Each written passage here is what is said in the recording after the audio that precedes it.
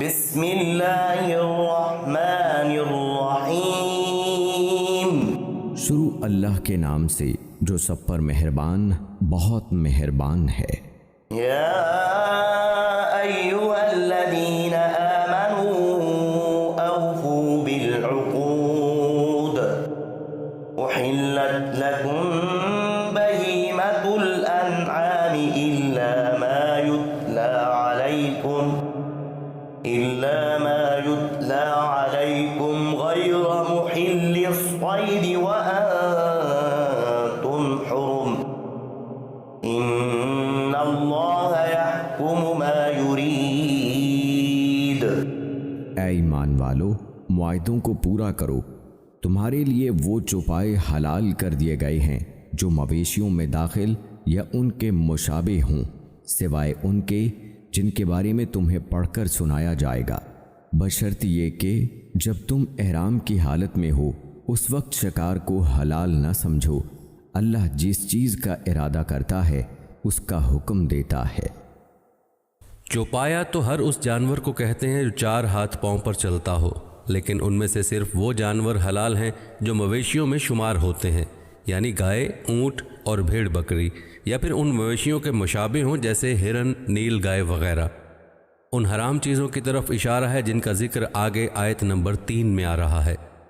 یعنی مویشیوں کے مشابہ جانور مثلاً ہرن وغیرہ اگرچہ حلال ہیں اور ان کا شکار بھی حلال ہے، لیکن جب حج یا عمرے کے لیے کسی نے احرام باندھ لیا ہو تو ان جانوروں کا شکار حرام ہو جاتا ہے۔ اس جملے نے ان تمام سوالات اور اعتراضات کی جڑ کاٹ دی ہے جو لوگ محض اپنی محدود عقل کے سہارے شرعی احکام پر عائد کرتے ہیں۔ مثلاً یہ سوال کہ جانور بھی تو آخر جان رکھتے ہیں،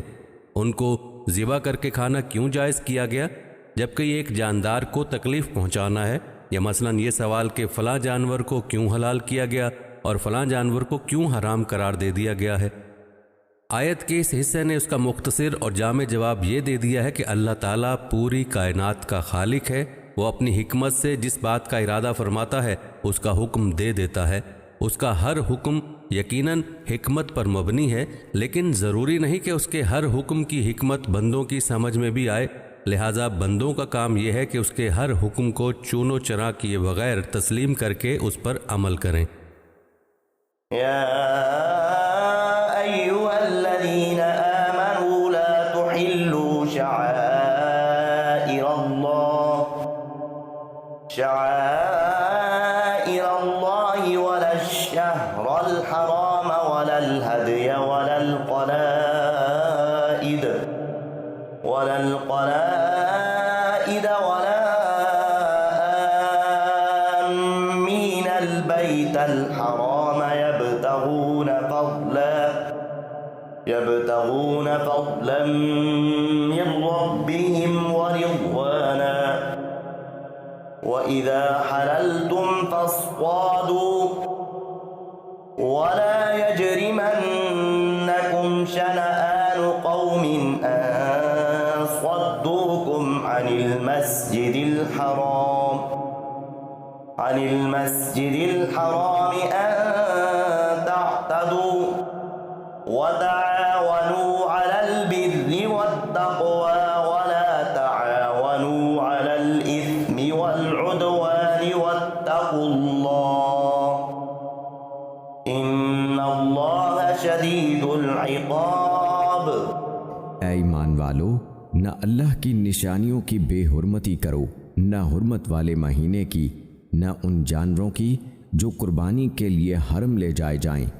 نہ ان پٹوں کی جو ان کے گلوں میں پڑے ہوں، اور نہ ان لوگوں کی جو اللہ کا فضل اور اس کی رضامندی حاصل کرنے کی خاطر بیت حرام کا ارادہ لے کر جا رہے ہوں، اور جب تم احرام کھول دو تو شکار کر سکتے ہو۔ اور کسی قوم کے ساتھ تمہاری یہ دشمنی کہ انہوں نے تمہیں مسجد حرام سے روکا تھا، تمہیں اس بات پر آمادہ نہ کرے کہ تم ان پر زیارتی کرنے لگو، اور نیکی اور تقوی میں ایک دوسرے کے ساتھ تعاون کرو، اور گناہ اور ظلم میں تعاون نہ کرو، اور اللہ سے ڈرتے رہو، بے شک اللہ کا عذاب بڑا سخت ہے۔ صلح حدیبیہ کے واقعے میں مکہ مکرمہ کے کافروں نے حضرت صلی اللہ علیہ وآلہ وسلم اور آپ کے صحابہ کرام کو حرم میں داخل ہونے اور عمرہ کرنے سے روکا تھا۔ مسلمانوں کو طبعی طور پر اس واقعے پر سخت غم و غصہ تھا، اور یہ احتمال تھا کہ اس غم اور غصے کی وجہ سے کوئی مسلمان اپنے دشمن سے کوئی ایسی زیادتی کر بیٹھے جو شریعت کے خلاف ہو۔ اس آیت نے متنبہ کر دیا کہ اسلام میں ہر چیز کی حدود مقرر ہیں، اور دشمن کے ساتھ بھی کوئی زیادتی کرنا جائز نہیں ہے۔ حرمت علیکم المیتۃ والدم ولحم الخنزیر وما أهل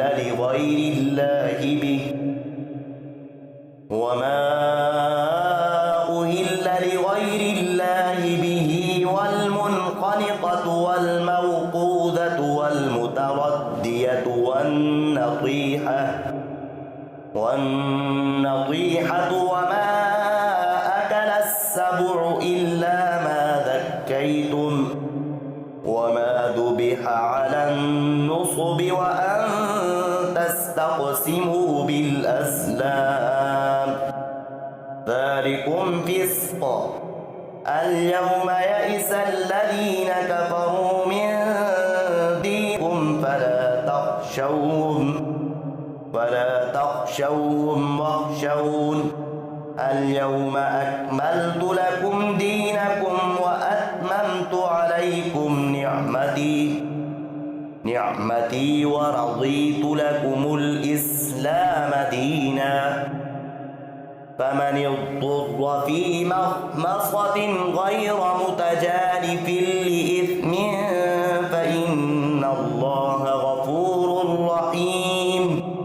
تم پر مردار جانور اور خون اور سور کا گوشت اور وہ جانور حرام کر دیا گیا ہے جس پر اللہ کے سوا کسی اور کا نام پکارا گیا ہو، اور وہ جو گلا گھٹنے سے مرا ہو اور جسے چوٹ مار کر ہلاک کیا گیا ہو، اور جو اوپر سے گر کر مرا ہو، اور جسے کسی جانور نے سینگ مار کر ہلاک کیا ہو، اور جسے کسی درندے نے کھا لیا ہو، الا یہ کہ تم اس کے مرنے سے پہلے اس کو ذبح کر چکے ہو۔ اور وہ جانور بھی حرام ہے جسے بتوں کی قربان گاہ پر ذبح کیا گیا ہو، اور یہ بات بھی تمہارے لیے حرام ہے کہ تم جوئے کے تیروں سے گوشت وغیرہ تقسیم کرو۔ یہ ساری باتیں سخت گناہ کی ہیں۔ آج کافر لوگ تمہارے دین کے مغلوب ہونے سے نا امید ہو گئے ہیں، لہٰذا ان سے مت ڈرو اور میرا ڈر دل میں رکھو۔ آج میں نے تمہارے لیے تمہارا دین مکمل کر دیا، تم پر اپنی نعمت پوری کر دی، اور تمہارے اسلام کو دین کے طور پر ہمیشہ کے لیے پسند کر لیا، لہٰذا اس دین کے احکام کی پوری پابندی کرو۔ ہاں، جو شخص شدید بھوک کے عالم میں بالکل مجبور ہو جائے اور اس مجبوری میں ان حرام چیزوں میں سے کچھ کھا لے، بشرط یہ کہ گناہ کی رغبت کی بنا پر ایسا نہ کیا ہو، تو بے شک اللہ بہت معاف کرنے والا بڑا مہربان ہے۔ جاہلیت کے زمانے میں ایک طریقہ یہ تھا کہ ایک مشترک اونٹ ذبح کر کے اس کا گوشت قرعہ اندازی کے ذریعے تقسیم کرتے تھے، اور قرعہ اندازی کا طریقہ یہ ہوتا تھا کہ مختلف تیروں پر حصوں کے نام لکھ کر ایک تھیلے میں ڈال دیتے تھے، پھر جس شخص کے نام جو حصہ نکل آیا اسے گوشت میں سے اتنا حصہ دے دیا جاتا تھا، اور کسی کے نام پر کوئی ایسا تیر نکل آیا جس پر کوئی حصہ مقرر نہیں ہے تو اس کو کچھ بھی نہیں ملتا تھا۔ اسی طرح ایک اور طریقہ یہ تھا کہ جب کسی اہم معاملے کا فیصلہ کرنا ہوتا تو تیروں کے ذریعے فال نکالتے تھے، اور اس فال میں جو بات نکل آئے اس کی پیروی لازم سمجھتے تھے۔ ان تمام طریقوں کو آیت کریمہ نے ناجائز قرار دیا ہے، کیونکہ پہلی صورت میں یہ جوا ہے، اور دوسری صورت میں یا علم غیب کا دعویٰ ہے یا کسی معقول وجہ کے بغیر کسی بات کو لازم سمجھنے کی خرابی ہے۔ بعض حضرات نے آیت کا ترجمہ اس طرح کیا ہے کہ اور یہ بات بھی تمہارے لیے حرام ہے کہ تم تیروں سے قسمت کا حال معلوم کرو۔ یہ دوسرے طریقے کی طرف اشارہ ہے، اور آیت کے الفاظ میں اس ترجمے کی بھی گنجائش ہے۔ صحیح احادیث میں آیا کہ یہ آیت حجۃ الوداع کے موقع پر نازل ہوئی تھی۔ يسألونك ماذا أحل لهم قل أحل لكم الطيبات وما علمتم من الجوارح مكلبين تعلمونهن مما علمكم الله فكلوا مما أمسكنا عليكم واذكروا اسم الله عليه واتقوا الله إن الله سريع الحساب۔ لوگ تم سے پوچھتے ہیں کہ ان کے لیے کون سی چیزیں حلال ہیں، کہہ دو کہ تمہارے لیے تمام پاکیزہ چیزیں حلال کی گئی ہیں، اور جن شکاری جانوروں کو تم نے اللہ کے بتائے ہوئے طریقے کے مطابق سکھا کر شکار کے لیے سدھا لیا ہو، وہ جس جانور کو شکار کر کے تمہارے لیے روک رکھیں اس میں سے تم کھا سکتے ہو، اور اس پر اللہ کا نام لیا کرو اور اللہ سے ڈرتے رہو، اللہ جلد حساب لینے والا ہے۔ اليوم أحل لكم الطيبات وطعام الذين أوتوا الكتاب حل لكم وطعامكم حل لهم والمحصنات من المؤمنات والمحصنات من الذين أوتوا الكتاب من قبلكم إذا آتيتموهن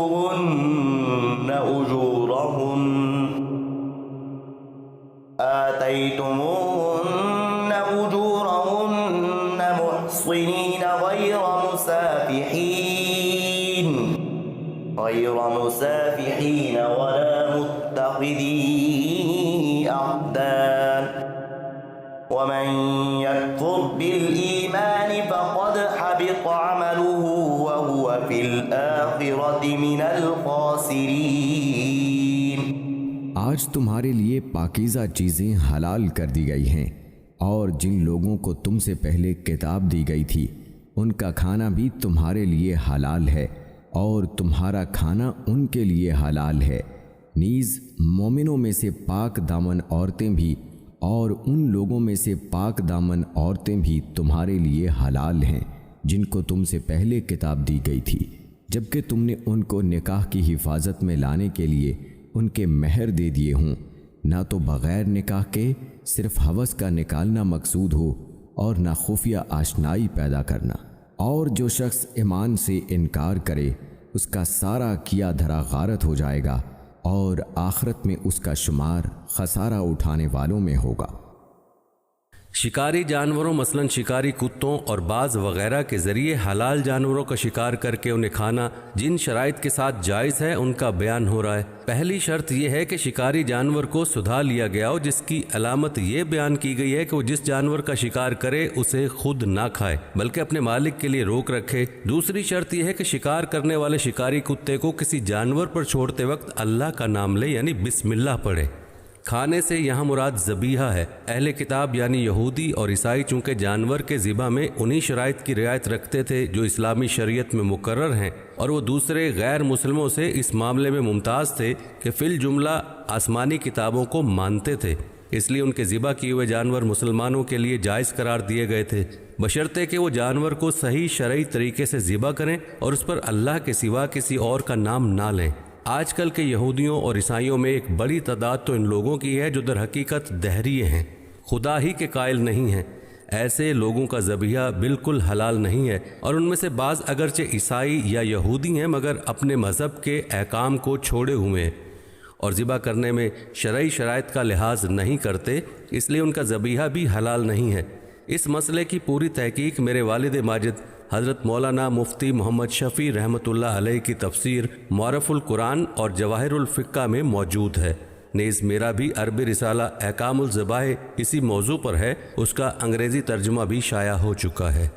اہل کتاب کی دوسری خصوصیت یہ بیان کی گئی ہے کہ ان کی عورتوں سے نکاح بھی حلال ہے، لیکن یہاں بھی دو اہم نقطے یاد رکھنے ضروری ہیں۔ ایک یہ کہ یہ حکم ان یہودی یا عیسائی خواتین کا ہے جو واقعی یہودی یا عیسائی ہوں۔ جیسا کہ اوپر عرض کیا گیا، مغربی ممالک میں بہت سے لوگ ایسے ہیں کہ مردم شماری کے حساب سے تو انہیں عیسائی یا یہودی گنا گیا ہے، لیکن نہ وہ خدا پر ایمان رکھتے ہیں نہ کسی پیغمبر یا کسی آسمانی کتاب پر۔ ایسے لوگ اہل کتاب میں شامل نہیں ہیں، نہ ان کا ذبیحہ حلال ہے اور نہ ایسی عورتوں سے نکاح حلال ہے۔ دوسرا نقطہ یہ ہے کہ اگر کوئی عورت واقعی یہودی یا عیسائی ہو لیکن اس بات کا قوی خطرہ ہو کہ وہ اپنے شوہر یا بچوں پر اثر ڈال کر انہیں اسلام سے دور کر دے گی، تو ایسی عورت سے نکاح کرنا گناہ ہوگا۔ یہ اور بات ہے کہ اگر کسی نے نکاح کر لیا تو نکاح منعقد ہو جائے گا اور اولاد کو حرام نہیں کہا جائے گا۔ آج کل چونکہ مسلمان عوام میں اپنے دین کی ضروری معلومات اور ان پر عمل کی بڑی کمی ہے، اس لیے اس معاملے میں بہت احتیاط لازم ہے۔